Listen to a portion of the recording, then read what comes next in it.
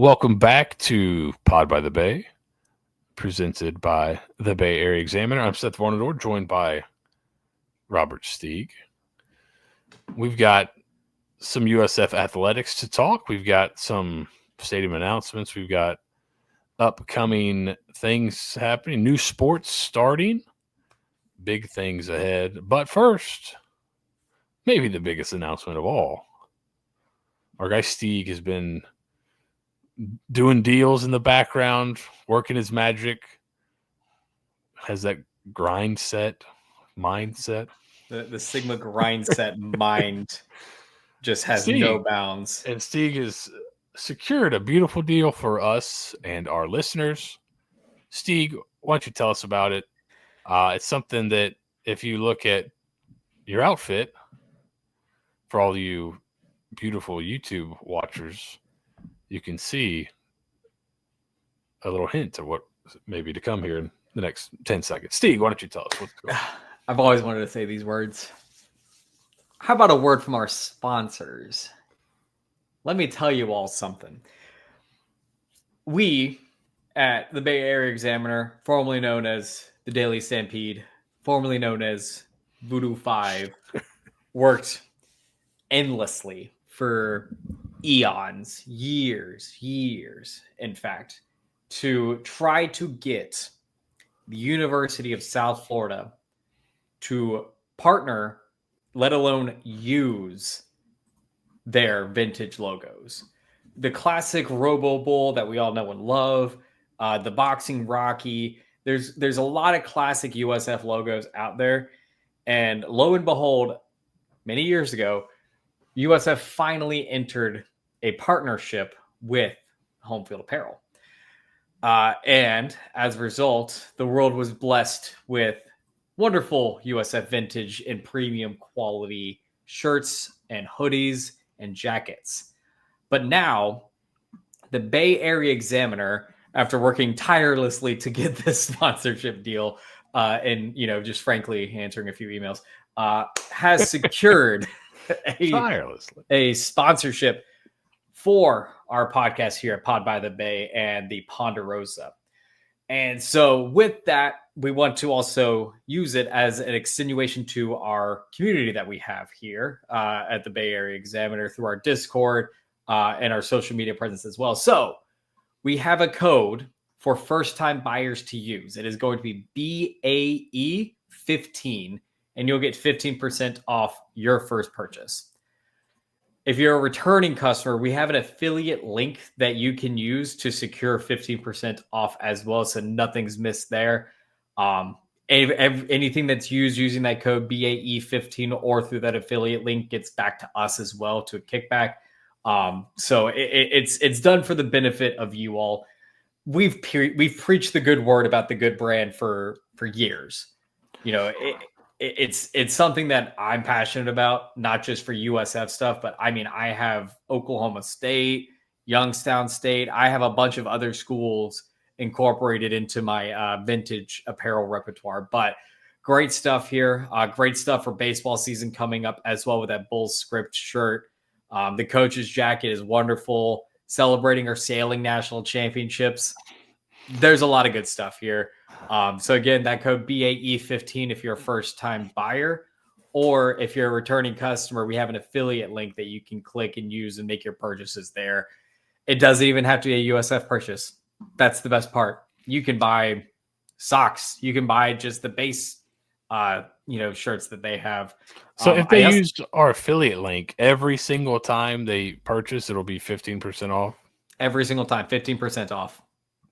Well, there you go. Use our link and buy shirts for dad, buy shirts for uncle, cousin, mom.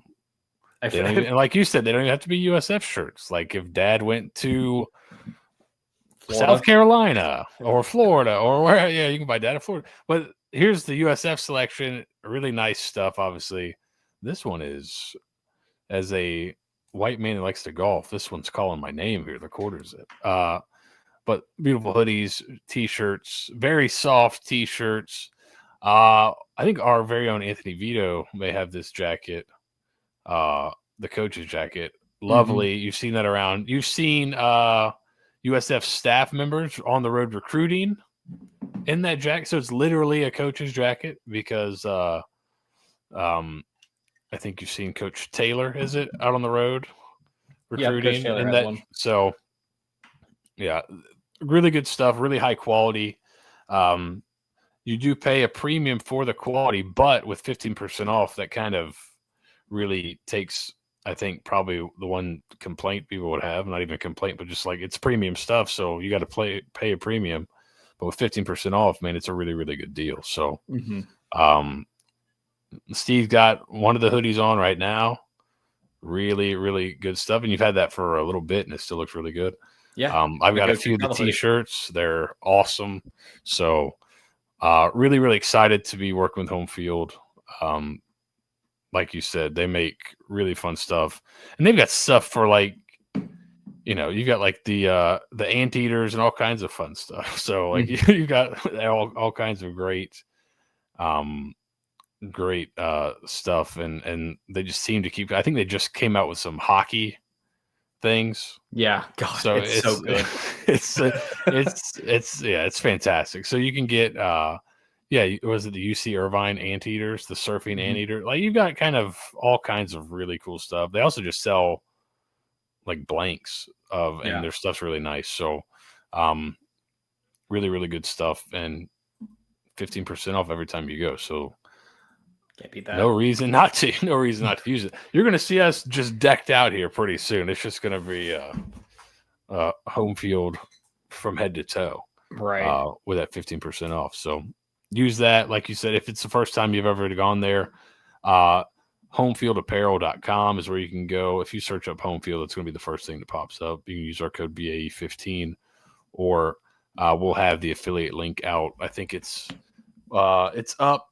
Where is it up right now, Steve? I think it's in our link tree, and if you find it on Twitter, and then we'll probably put it in the bios for like YouTube and the descriptions here and everything. So yeah. So worst comes to worst, ask in Discord for it. Yes. Check or ask on Twitter. Ask us for it. We'll send it to you.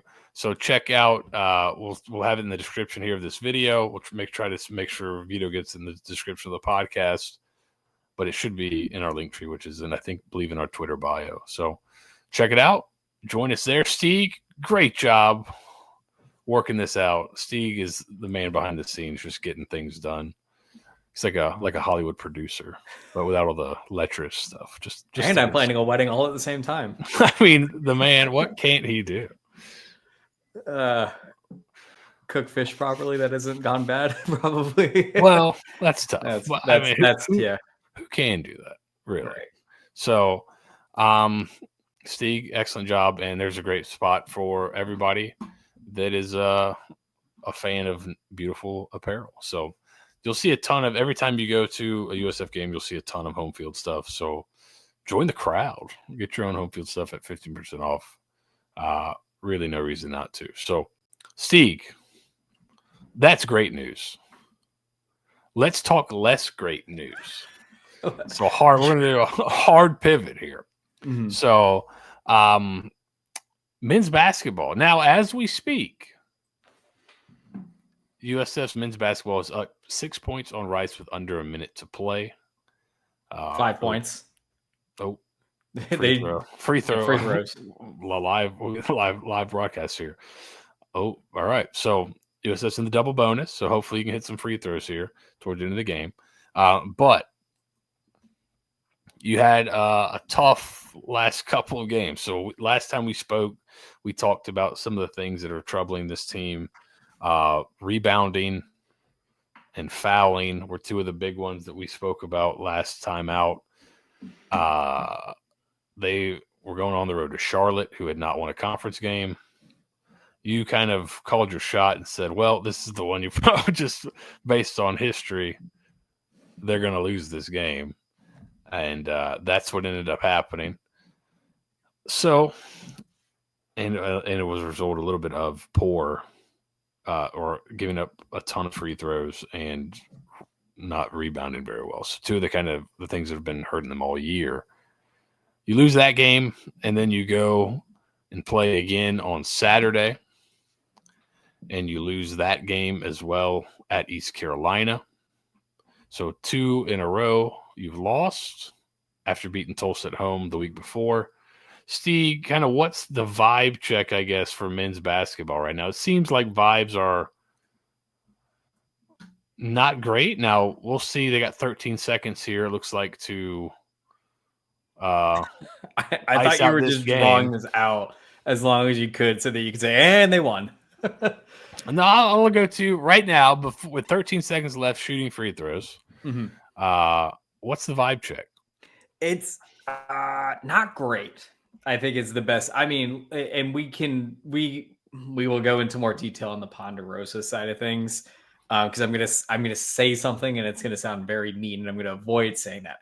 But obviously, the vibes aren't good around the program right now. You're losing. You've lost 4 out of your last 5 games.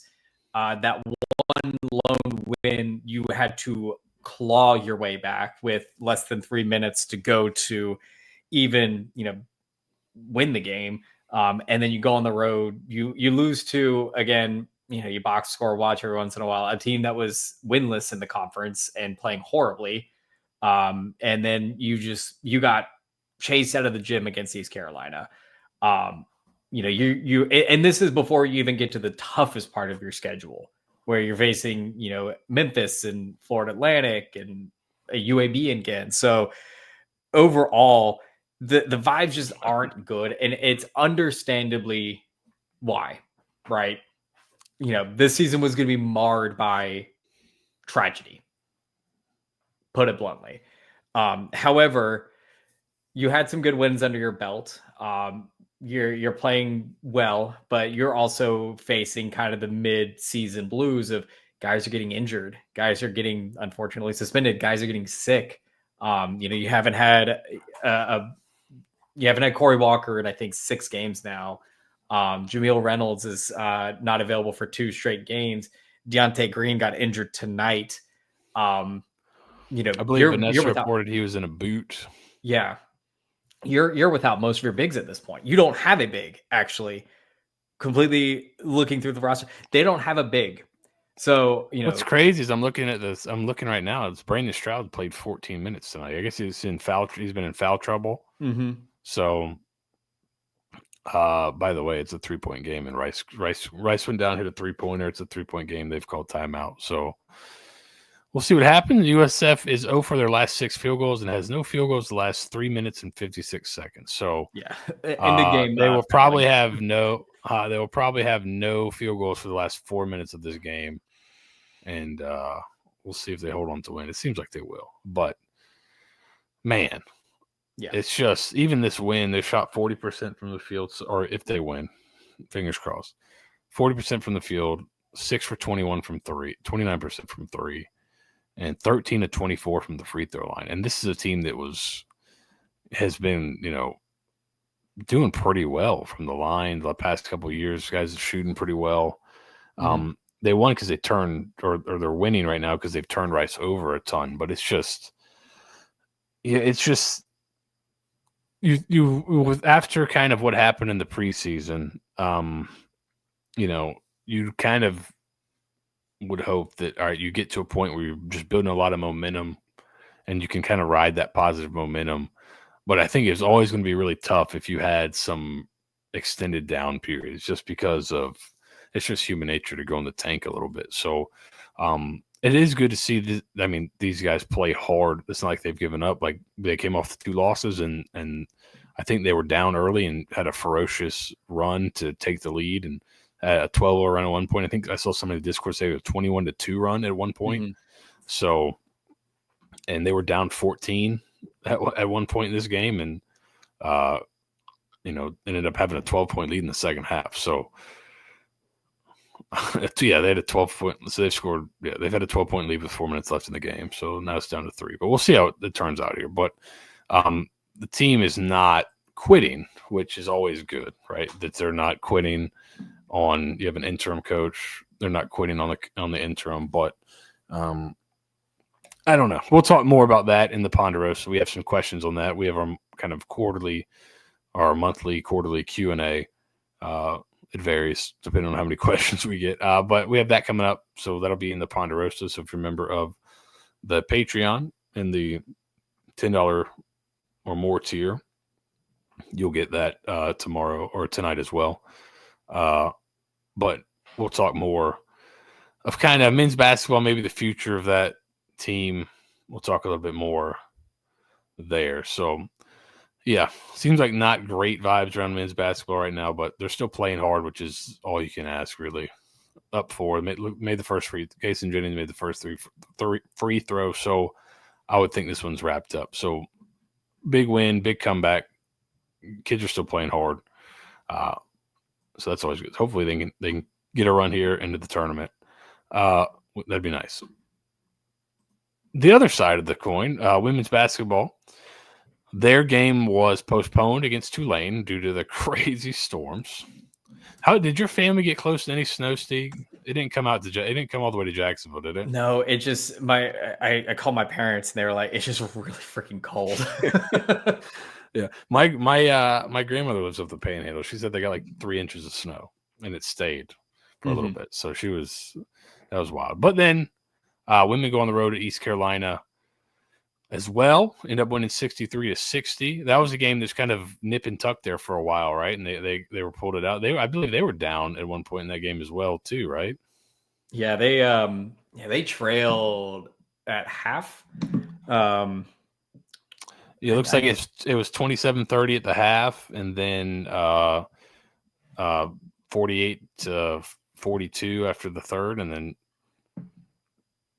USF has a 21-12 fourth quarter to win by 3. So strong fourth quarter for USF. That second quarter was rough, 8-point quarter, but you have Victoria Blasek with 19 points. We talked about her shooting. She was 3 for 5 from 3. Sammy Puisis only made 1 3, but it was a big one. It was towards the end of the game when they were kind of making a comeback, right? So that was big. But, man, we talked about it last week. Blasek shot 5 threes, 3 for 5. Puisis shot 6, only 1 for 6 in the night. Only one other 3 was attempted. Everybody else has kind of kept it inside the perimeter. Carla Brito had 5 assists, but she kind of came down to earth a little bit on her point total. But also didn't shoot the ball like at all. Like two shot attempts, but she had 5. She had 2 rebounds, 5 assists. It seems like the team maybe turned it over a little bit more than they usually do, but we're able to come out with a win. So we were kind of last week. It was kind of like, all right, which team's going to bounce back? And the women's team did a good job. Looks like the men have won 69-64. Nice. So big win. No field goals for 4 minutes to end the game, but you still pull it out in a game you were down by 14 in this late in the first half. So comeback wins are always good. And good for them for getting that W. See, women's basketball seems to be moving in the right direction, though. Anything kind of what are you looking forward to on them? They've got a game against UTSA coming up tomorrow. That is that the Eras game? Is that what's tomorrow? That is what it is. The Eras game for our beloved Taylor Swift fans that we have, that also listen to a University of South Florida athletics podcast. They are high in number. I think there might be 1 or 2, and you probably know them by name, I would guess. It's Vanessa.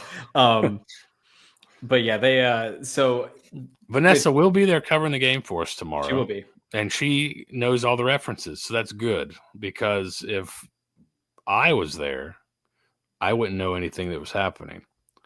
If you were there, would you know any of the would you get any of the references? I don't get all of them. I know her music, but like I'm not like I don't consider myself a Swiftie.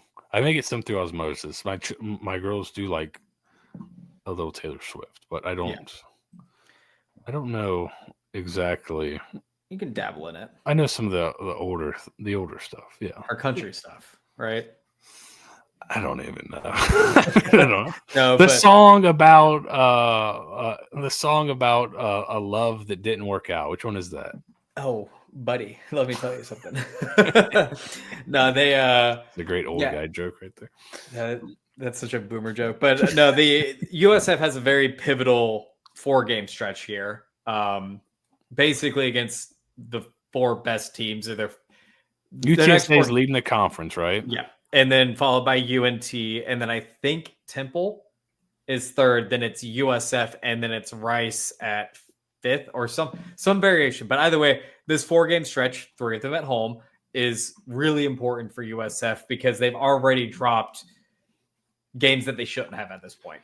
And that was kind of when we talked about it previously this year. Your thought was this team's going to play really well in conference. They'll probably lose a few games, but you did not think that they'd be at home.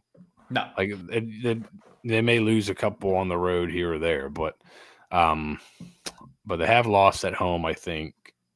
Yeah, they lost at home against UAB on a game winner. Kind of a tough game. Yeah, but like you said, they've been pretty good at home outside of that game. So you get UTSA, North Texas at home. You go on the road to Temple, and then Rice at home. Mm-hmm. And then on the road at FAU and at Charlotte, I think, to maybe end out the schedule. No, they got a game against Memphis at Tulsa. Oh, Lord, yeah, it goes all the way into early March. Yeah, so essentially it seems like they got a good amount of home games left, which is nice, and the road games aren't against the upper echelon of the conference, I don't think. Right, and this also doesn't. We also have to remember that they still need to make up this Tulane game at some point, which I think they might wait until it looks like it might have implications, and then just kind of decide if it needs to happen or not. But regardless, USF's chances of an at-large for the NCAA tournament are very, very slim right now. Would you have to run the table basically? They would have to run the table the rest of the way here, so not lose another regular season game, and then probably at least make the conference championship game. They can't get upset there. And so they unfortunately that UAB loss is really bad. That's a very inexplicitly bad loss there. So unless you go through UTSA UTSA and USF have been back and forth in net rankings for the conference. So that's the game. You can make up for a bad 1-point loss against UAB by beating UTSA by 10. You can offset that pretty quickly on net rankings. I think the committee is more forgiving on bloop losses than they are on bloop losses at home than they are anything else. But again, you got to win out at this point, and you have the talent to do it. I made a reference to it in a tweet that when they're clicking, this team won't lose. But the problem is they're not clicking. You'll have a game where Lore will go and grab 12 rebounds but miss 8 free throws. Yeah. Or Sammy is 1 for 8 from beyond 3, or Vicky's 2 for 8 from the field. Carla has an off game. Someone always has an off game, it feels like, except for the FAU game or the Wichita State game there. And so for USF to beat UTSA, they're going to need that complete game. They're going to need Mama to get 6 points, 9 assists. You need Carla in a double-double realm. You need Laura in the double-double realm. And you need Sammy and Vicky to shoot lights out. If you can have your 5 starters do what the 5 starters need to do, USF will not lose a game the rest of the year. It's just whether or not they can get that performance, because they have it defensively. That's, I think, the frustrating part, is that they play very, very good defense throughout, up top to bottom. They're probably the best in the conference. It's just sometimes they get into a 4-minute shooting slump when they're up by 12, and then it's a 2-point game, and all's lost at that point. Yeah, and despite where they are in the standings, they're still the top team in the conference in the net. UTSA is right behind them. So USF's at 67, UTSA's at 72. So a win against UTSA tomorrow would go, I think, a long way towards helping that number. So if they are able to kind of get that win tomorrow in what should be I'm hoping would be a pretty fun crowd with the promotion there. So that would be really, really helpful for them. So that'll be a big game. So we've got some big games. So next week we'll have some kind of big games to talk about on the women's basketball side. Some big things to talk about on the on-campus stadium side. Steve, we've got some news, some donations. Things are going along very well on that front. What do we have come out today? We have a $2 million donation. 2.2, I think, is what it officially came in at. So the Redner family, famous in Tampa for Cigar City Brewing, and that's it. Nothing else. Nothing else. Donated $2.2 million to the on-campus stadium and the USF Brewing Arts Program. I don't think in the press release that they mentioned what that split looks like. I'd imagine it's a 50-50 split. But that's fantastic news all around. First off, and this is such a minor detail, but I keep my eyes around the country, and it's a really good thing that USF publicizes this stuff by USF, if you get what I'm saying. I might be a little bit more blunt with it. Some schools don't announce their donations. Some schools just, hey, we're going to do this. And then, see you in 6 months when we put shovels in the ground. USF needs to use these as like a marketing blitz of, hey, like, we're over here. Like, don't forget, we're still doing things in advance. That advanced USF account is where it comes from mostly. But it's not just the athletic side of things. It's the school-wide initiatives that are going on. So getting something like this from a local Tampa establishment, parentheses S, is a really good sign that USF is continuing to bridge these partnerships. Again, parentheses S, with multiple businesses, parentheses ES, especially one as pivotal as Cigar City and Las Vegas. Oh. Yeah, always good to get a big donation, and I do think that it can help. I'm not sure what the science is on this, but it seems like these public announcements can help induce more donations as well. So always good to see that, and never a bad day when you get $2.2 million donated to a good cause. So stadium is moving right along. I think we got a question on that in our Q&A in the Ponderosa, so we'll see if we got any more info to give. Steve has always got information. Like we said at the beginning, he's on a grind set. He's always working. We'll end with something brand new. We haven't really said this very often, but let's talk a little lacrosse. USF Women's Lacrosse starts its first season here pretty soon. They were going to be playing in the American. We were talking before we got on. Lacrosse conferences are insane. You got Johns Hopkins in the Big Ten. You got Notre Dame in the ACC, which isn't crazy. You got Florida and Cincinnati and Arizona State and San Diego State and another school in the Big 12. It's bizarre, but the American, USF is still in the American, and they, for being a team where it's their first year, they still have two members of the preseason all-conference team. Ainsley Knorr and Sophia Trepinick have been named to the AAC preseason all-conference team. Ainsley Knorr is a defender. Trepinick is an attacker. And additionally, Steve, USF was picked to finish 5th in the preseason coaches poll. So should be interesting. We're going to be covering 5th out of 7 teams. So let me read you the teams. Do you know who's in the American and women's lacrosse, Steve? Yes, because I'm borderline autistic when it comes to this stuff. I can tell you who's in the sailing conference that USF is in. Well, that's impressive. So for everyone listening that may not share Steve's love of conference mates, James Madison, Vanderbilt, Old Dominion are the ones that aren't in football or basketball, but Temple and East Carolina and Charlotte are also playing women's lacrosse. USF is picked to finish ahead of Charlotte and Old Dominion. James Madison is picked to win the conference, with Vanderbilt also receiving a vote to win. So it seems pretty like USF is 5th, but they have 18 points. Temple's 3rd with 24. So it's not like there's a crazy amount of separation between the two. And it's here reading about how Mindy McCord, how they like to play.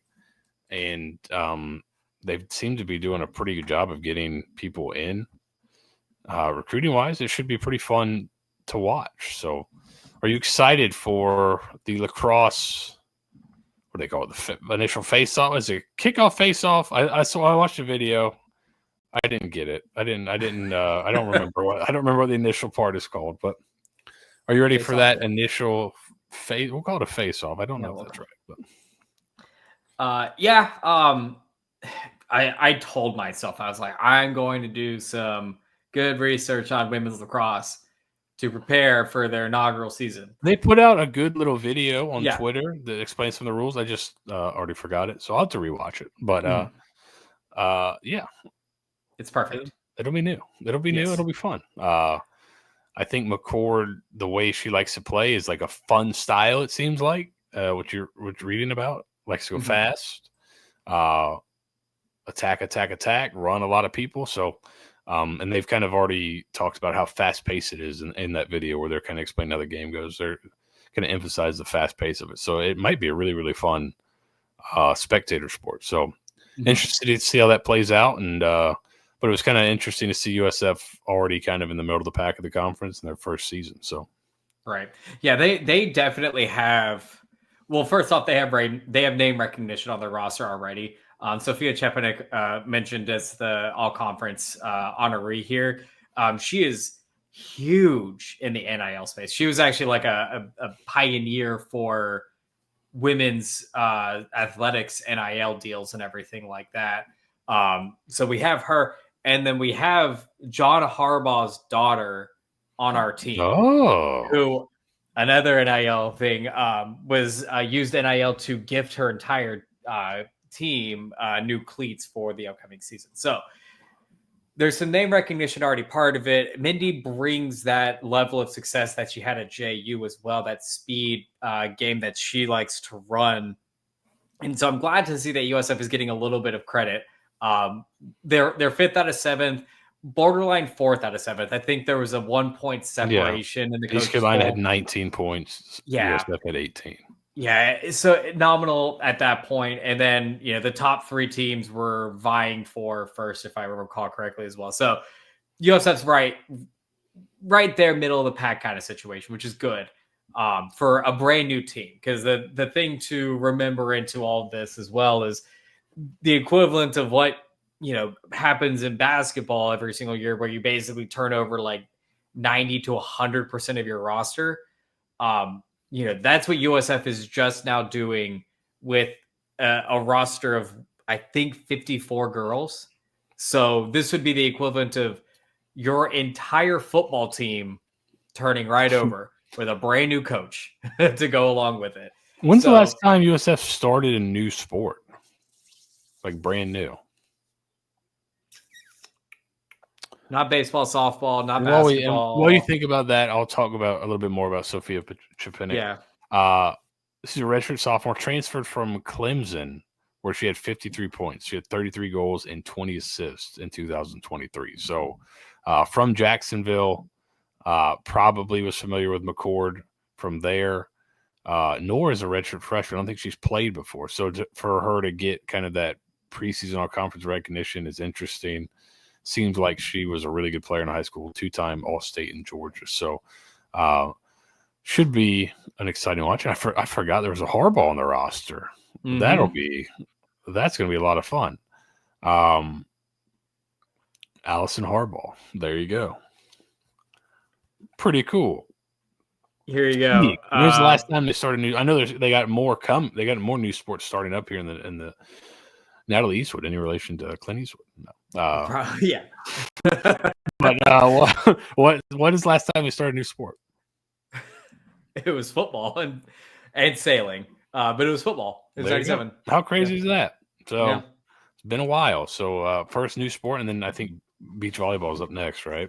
Yeah, they've actually already started technically. But so they participated in a few tournaments.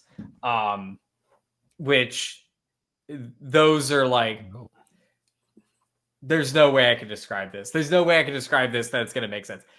They're like, you know how tennis will play like fall, but like it counts, but it like doesn't count. Like you can win a national championship in the fall tennis, but like most of the time it's just like ITA Davis Cup or whatever it is. Same thing. They played it was like it was NCAA sponsored, but it wasn't. It was super weird. I was learning a lot about it at the same time. They didn't do that well, so you didn't miss much. All right. We'll act like it didn't happen. Yeah. Mm-hmm. Sophia Chepnik, by the way. I was saying Chepnik. Chepnik. We gotta be more cognizant of this stuff. I went on and listened to the pronunciation just to make sure. There's a couple I'm definitely gonna need the pronunciations for. All right. Anyways, that'll be exciting. That's coming up in I think February 7th is the opening day. It's Kennesaw State. We'll talk about that more as we get closer, and I'm sure we'll have somebody there covering it. So it should be a lot of fun. But Steve, that's it for this week's Pod by the Bay. Use our code BAE15 for 15% off your first order at Homefield Apparel, or use our affiliate link to secure 15% off anytime. So just make orders and orders and orders. Valentine's Day is coming up. Does the lady or fella in your life want soft, durable, beautiful apparel? Use our affiliate link, get 15% off. And use that 15% off to get some nice flowers or chocolates or things of that nature. Or more. Or more. Use it as girl math. More home. Yes. I mean, if you do it twice, it's like 30% off. So there you go. Steve, great job as always. Always on your grind set. Always knowing every team in each conference USF is affiliated with. Amazing work. We'll be back next week talking about probably a couple big women's basketball games and update on men's basketball, and maybe we'll get more money next week for the on-campus stadium. Who knows? Maybe we'll get football news. Oh, could happen. Maybe I guess we will. Signing day is coming up soon. Oh right? Yeah, we did signing day. So. Technically. Do we want to count them? Do we want to wait till signing day to make sure they sign on the dotted line? Yeah, that one. Yeah, I don't think he's. Yeah, we'll wait till it's official. But if you're in the Ponderosa section of the Discord, you already knew about that. You knew about it first before it was even publicly announced. So join. You can join that for $5 a month on our Patreon. $10 a month will get you the bonus Q&A we're about to record, where we talk a little bit more in depth about the men's basketball team. And more than that, get you some more stuff. So join us on Patreon if you want. Helps us cover the teams more often and in a better way. All the money we make there goes back into the coverage. So please join us there. Help us out. And we can give you better coverage in return. So thank you guys for listening. Thank you for watching. Like, subscribe, do all that good stuff. Go Bulls. Go Bulls.